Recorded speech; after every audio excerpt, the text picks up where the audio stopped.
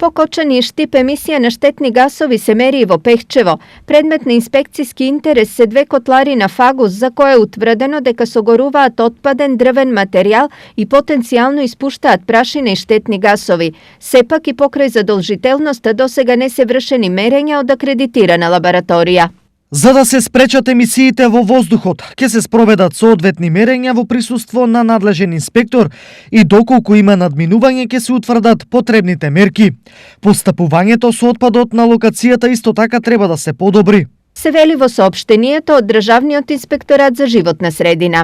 Надзорот на оваа инсталација не е надлежност на Државниот инспекторат, но како што посочуваат оттаму, тие се вклучуваат заради недоволно постапување од страна на овластен општински инспектор. Откако субјектот ќе ги спроведе мерките за заштита на животната средина, надлежен општински инспектор ќе мора да продолжи да врши редовен надзор. Се додава во соопштението од Државниот инспекторат за животна средина.